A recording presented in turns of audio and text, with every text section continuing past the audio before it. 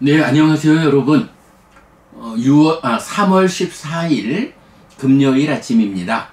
네, 기어감의 경, 하나의 경 독송했더니 이제 6시 24분 되었습니다.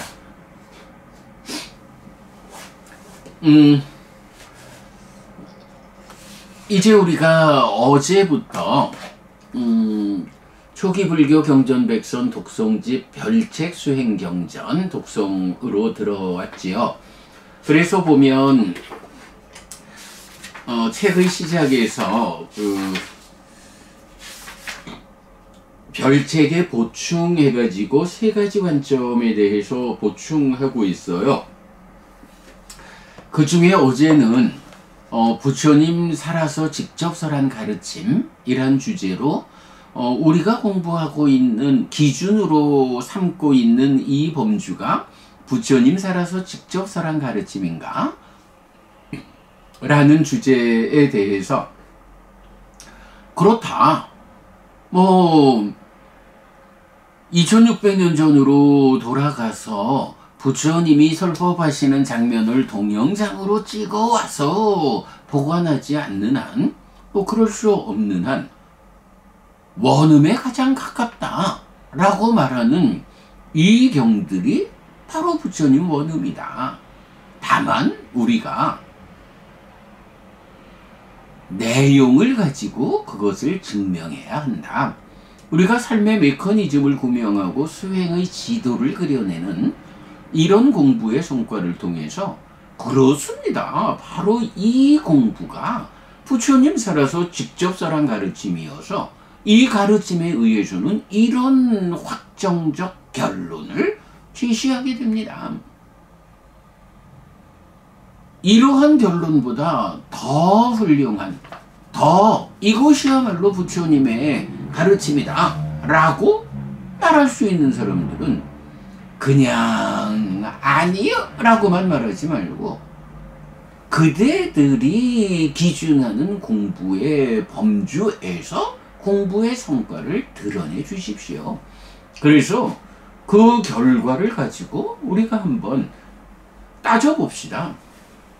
그래서 삶에 대한 참으로 부처님의 설명은 이러하다 라고 판단할 수 있는 것이 그대로 부처님 가르침 원음이다 라고 우리가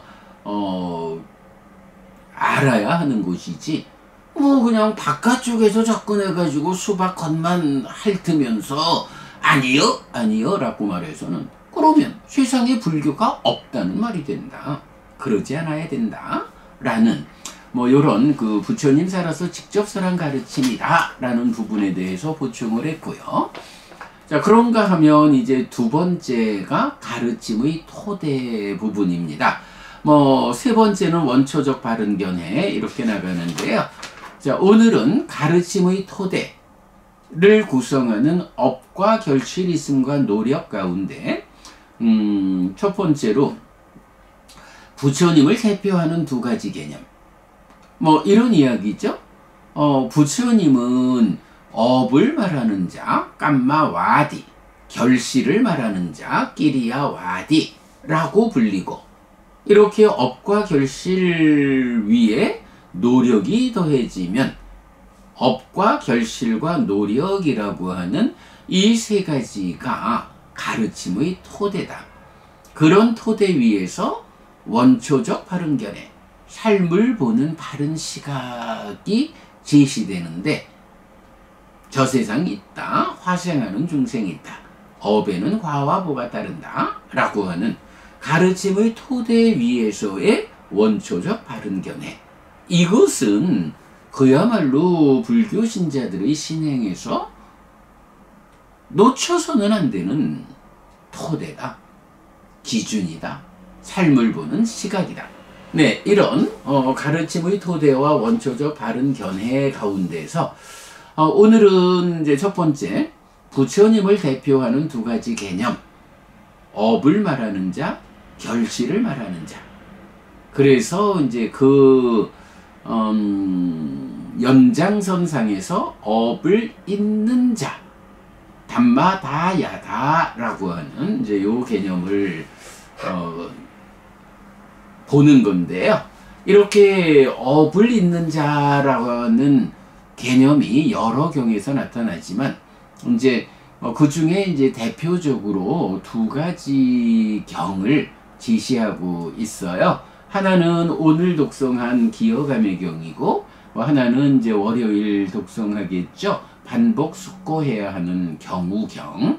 네, 이렇게 두 개의 경을 업을 말하는 자, 결실을 말하는 자인 부처님, 그래서 업을 잇는 자인 우리들, 네, 업을 잇는 자의 개념을 말하는 경으로 소개를 했습니다. 자, 그래서 책 읽어보면 2. 가르침의 토대 1. 업, 2. 결실 3. 노력. 옛날에는 이제 결실이 있음이라고 번역을 했었는데 이제 있음자는 이제 빼고 번역을 하는 거죠. 그냥 결실을 말한다. 자, 그래서 1. 부처님을 대표하는 두 가지 개념에서 업을 잇는 자로, 부처님은 업을 말하는 자 깜마와디이고 결실을 말하는 자 끼리야와디입니다. 태생에 의해 결정된 수동적 삶이 아니라 행위, 즉 업으로서 만들어가는 능동적 삶을 말하는 것인데, 삶의 중심을 창조주 하나님 등 어떤 신적 존재에 두지 않고 자신의 행위, 즉 업에 두는 사람이라는 의미도 포함하고 있습니다. 그리고 이런 업의 과와 보가 법칙성을 가지고 뒤따르는 현상을 결실이라고 말하는데, 결실끼리야, 이런 의미에서 중생은 업을 잇는 자라고 불립니다. 깜마사까 샀다, 깜마다야다, 깜마요니, 깜마반두, 깜마빠띠사라나. 중생들은 자신의 업이고 업을 잇고 업이 근원이고 업을 다루고 업의 도움을 받는다. 그래서 업분석의 짧은 경, 반복 숙고해야 하는 경, 기어감의 경, 세 개의 경에서 요 동일한 형태가 나타나죠. 자, 그런가 하면 나는 불교를 믿는다, 이 책에서 뭐 제2부 제2부에 속한 5번째 글 업장소멸에서 이제 요 부분을 잘 정리하고 있는데 요 부분을 한번 좀 읽어보도록 하겠습니다. 자, 업과 유, 업이라는 것과 존재, 뭐 요즘도 계속 이제 그 대화를 하죠. 뭐 중생들이 결국은 업이다, 윤회하는 것도 업이다, 이제 이렇게 많이들 말하고 있는데, 사실은 업이라는 것은 행위고 나라는 존재의 연결, 존재의 변화, 즉 업을 이어서 존재로서의 변화, 행위자인 거죠.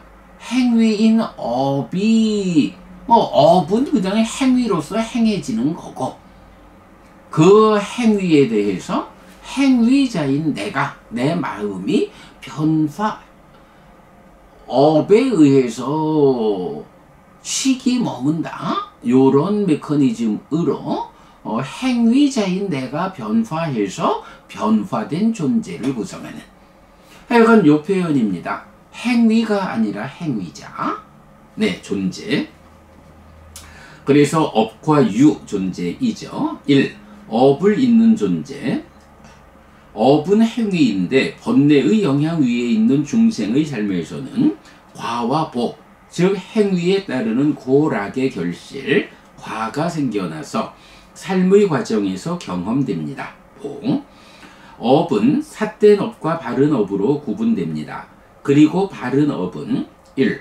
번뇌와 함께하고 공덕을 만들고 재생의 조건을 있게 하는 업과 2. 번뇌 없고 세상을 넘어섰고 길의 요소인 성스러운 업으로 다시 나뉩니다. 이때 삿된 업은 고를 만들고 바른 업을 락을 만듭니다. 락은 1. 번뇌와 함께하는 중생의 영역 유위에 속한 락이 있고 특별히 2. 번뇌와 함께하지 않는 해탈된 삶의 영역 무위에 속하는 락이 있는데 해탈락 또는 열반락입니다. 번뇌와 함께하는 업에는 두 가지 현상이 뒤따르는데 상의 잠재와 식의 머뭅입니다. 상은 행위의 재현을 위한 경향이어서 같은 행위의 반복을 이끄는 방법으로 삶의 질을 결정하는 요소입니다. 식은 인식 과정에서 생겨나고 행위를 거치면 인식과 행위의 과정에 대한 알물 몸통으로 행위의 질에 따라 욕계, 색계, 무색계의 어디에 머뭅니다. 그리고 머문 식은 이전의 삶의 과정에서 머물러 쌓여있는 식의 무더기, 식온에 더해져서 식온을 늘어나게 하는데 연기된 식입니다. 그리고 이렇게 식이 머물고 늘어나면 명색이 참여하여 새로운 존재를 형성합니다. 요게 유. 이런 방식으로 업은 상을 잠재시켜 행위를 반복하게 하고 식을 머물게 하여 존재, 즉 자기 상태의 변화를 이끕니다. 네, 아무튼 요 표현입니다. 그 업이 행해지면 업 자체로서 이어가는 게 아니라 식을 머물게 하여 존재, 즉 자기 상태의 변화를 이끈다. 행위가 이어져 가는 게 아니라 행위자의 변화로서 이어간다. 요 부분이 결정적인 내용이죠. 네. 자, 업에 대한 이런 이해 위에서 중생은 이렇게 정의됩니다. 깜마 사카 샀다, 깜마 다 야다, 깜마 요니, 깜마 반두, 깜마 빠띠 사라나. 중생들은 자신의 업이고 업을 잇고 업이 근원이고 업을 다루고 업의 도움을 받는다. 업 분석의 짧은 경, 반복 숙고해야 하는 경, 기어감의 경. 마찬가지로 중생에 속한 나 역시 같은 방법으로 정의됩니다. 깜마 사꼼 히, 깜마 다야도, 깜마 요니, 깜마 반두, 깜마 빠띠 사라노. 나는 자신의 업이고 업을 잇고 업이 근원이고 업을 다루고 업의 도움을 받는다. 반복 숙고해야 하는 경, 출가자에 의한 반복형. 그리고 중생에 속한 다른 사람 역시 같은 방법으로 정의됩니다. 깜마 삭고 아야 마야 스마, 깜마 다야도, 깜마 요니, 깜마 반두, 깜마 빠띠 사라노. 이 존재는 자신의 업이고 업을 잇고 업이 근원이고 업을 다루고 업의 도움을 받는다. 노여움의 제거경 1번. 자, 이렇게 보면 자신의 업이고 업을 잇고 업이 근원이고 업을 다루고 업의 도움을 받는다라는 요 표현이 포괄적으로 중생들에 의해 대해서도 쓰이고, 그런가 하면 내가 그런 존재라고 나에 대해서도 쓰이고, 그런가 하면 다른 사람들, 그도 너도 그도 그런 존재라고 중생과 나와 남 모두에 대해서 이렇게 그 업을 잇는 자라고 동일하게 제시가 되어 있죠. 그래서 보면 이제 반복 숙고해야 하는 경이 중복되어 있어서 보면 업 분석의 짧은 경, 반복 숙고해야 하는 경, 기어감의 경, 출가자에 의한 반복경, 노여움의 제거경 1번. 모두 5개의 경에서 이 동일한 내용을 말해주고 있다라는 거. 이때 주제에 따라 업 분석의 짧은 경은 업이 중생들을 저열함과 뛰어남으로 구분한다 라고 이어지고, 다른 경들은 모두 나는, 남은, 중생은 선하거나 악한 업을 짓고 그것을 잇는다 라고 이어집니다. 이렇게 나는 나의 업을 잇는 존재입니다. 어떤 업들을 짓고 그 업들을 이어서 지금 이런 존재 상태를 만들고 이런 내가 지금 다시 업을 짓는 것입니다. 이런 방법으로 지난 삶의 누적 위에 지금 삶의 결과를 쌓으며 변해가는 것이 바로 지금의 나입니다. 네, 여기까지요. 업을 잇는 존재라고 하는 뭐 그야말로 뭐 가장 중요한 존재에 대한 설명이다 이렇게 봐야겠죠. 바로 그 업을 잇는 자라는 부분을 가르침의 토대 범주에서 이제 보충을 하고 있고, 그 5개의 경 중에서 2개를 선택해서 오늘 기어감의 경 독송했고요. 이제 월요일 날은 반복 숙고해야 하는 경 독송하는 그런 계획이죠. 자, 이렇게 그 업을 잇는 자라는 개념에 대해서 포괄적으로 설명을 했고요. 자, 그러면 이제 기어감의 경으로 와볼까요? 기어감의 길에 대한 법문을 설하겠다 라고 부처님 말씀하세요. 기어감의 길, 기어감에 대한 이야기. 그래서 보면 이제 10악업을 짓는 자들에 대해서 그가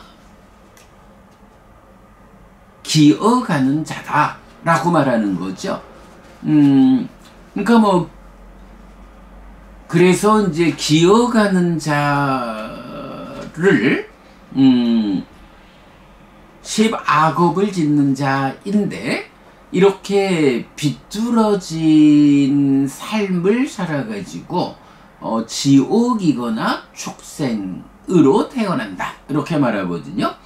이제 우리가 뭐 얘가 이제 그 제목이 상사빠니야 라고 하는 단어를 쓰고 있어요. 그래서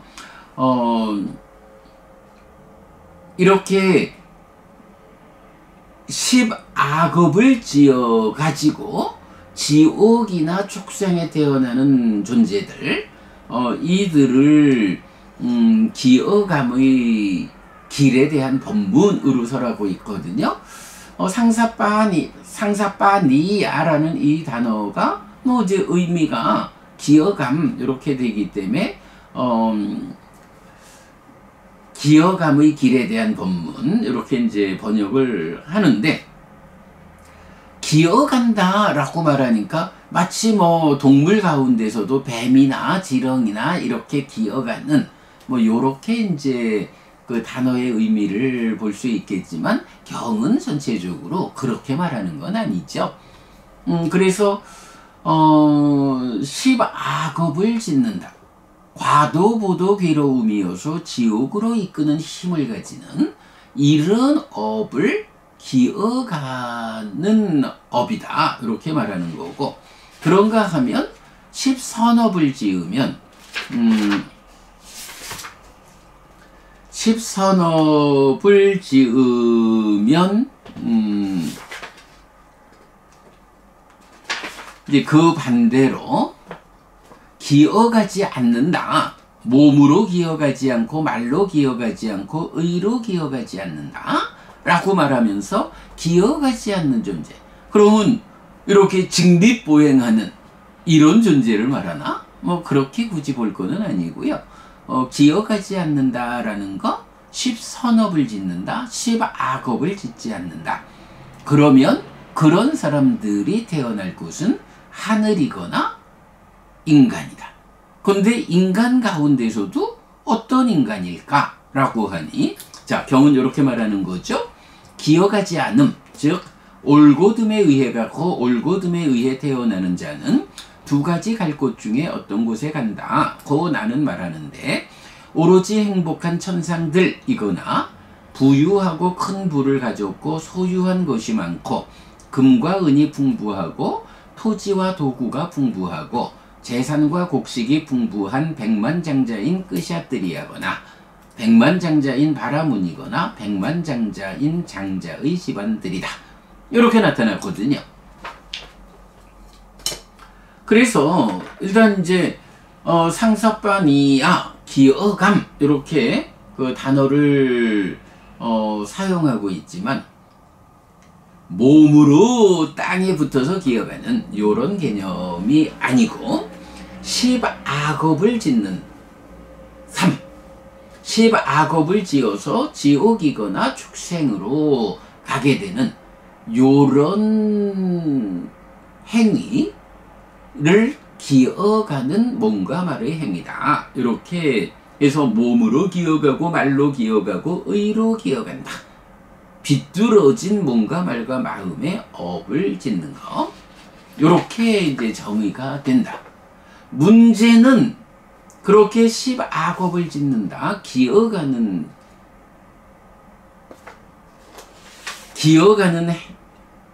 그러니까 몸과 말과 마음으로 기어가고 비뚤어진 몸과 말과 마음의 업을 짓는 거.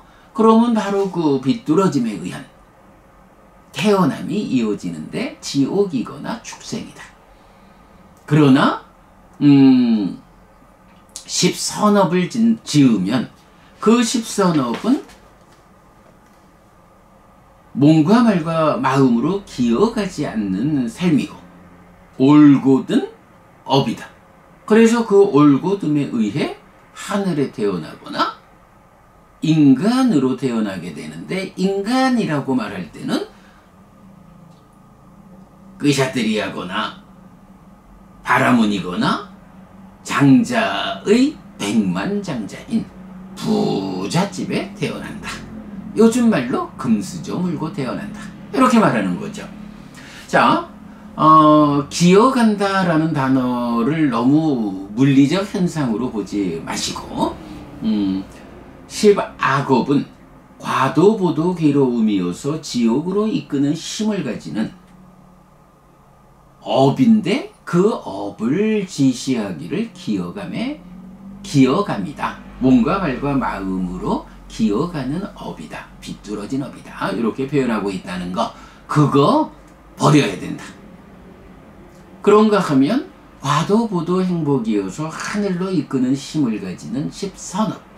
요거는 몸과 말과 마음으로 기어가지 않는 것이고 올곧은 몸과 말과 마음의 업이다. 그래서 하늘이거나 또는 인간으로서 금수저 물고 태어난다. 요렇게 말하는 것이 이제 이경의 주제죠. 그래서 어쨌든 보면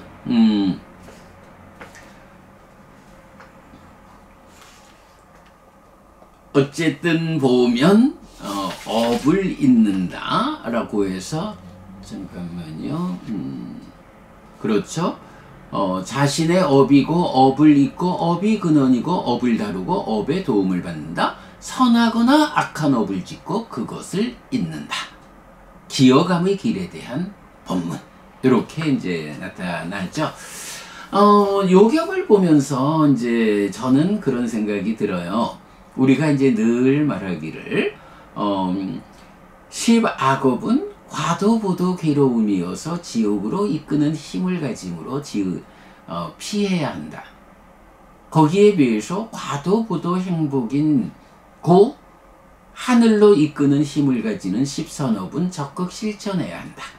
그러면 이런 십선업을 짓는 업의 힘으로 그 업을 이어서 태어나는 그 자리는 하늘이다.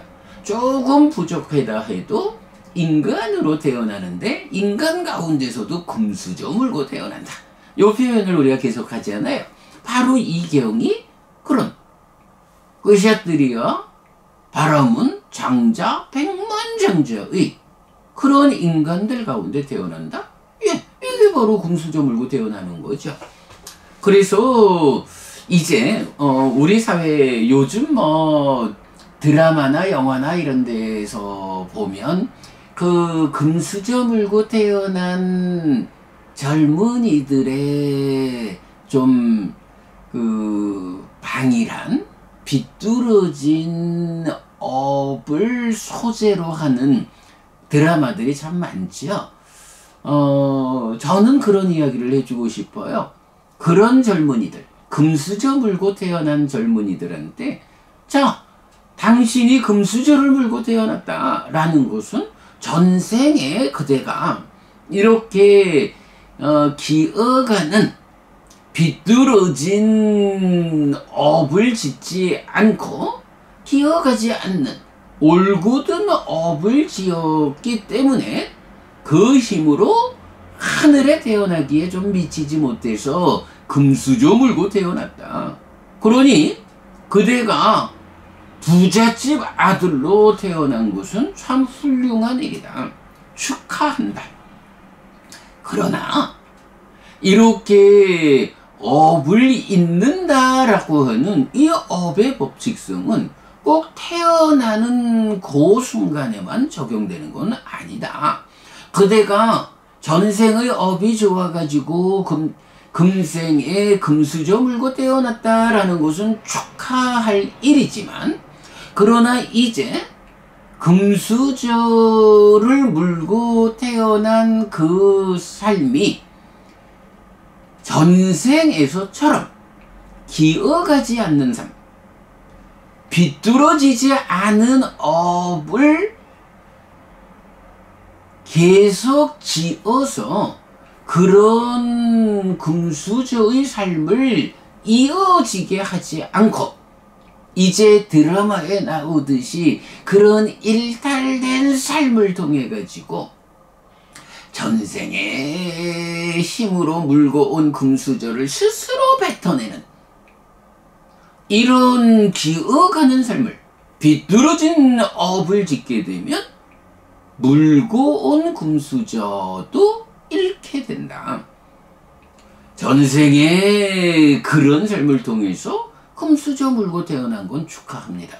그러나 그 축하받을 상태를 계속 유지하고 더 좋아지게 하기 위해서는 그대가 어떤 삶을 살아야 하느냐?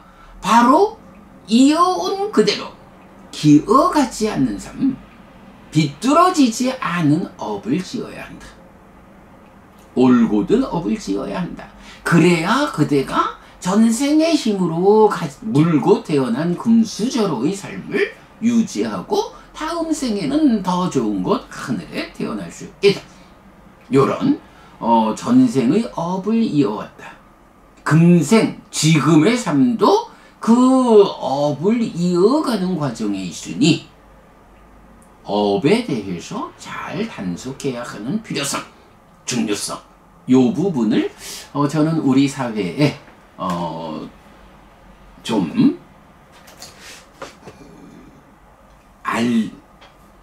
알려야 한다라는 생각을 하게 됩니다. 네, 여러분, 오늘도 부처님의 언어로 부처님의 가르침을 독송하면서 하루를 잘 시작했습니다. 잘 시작한 오늘 하루 여러분 내내 편안하시고 이익과 행복을 쌓는 시간 되시기 바랍니다. 함께 해주셔서 고맙습니다. 여러분, 행복하십시오.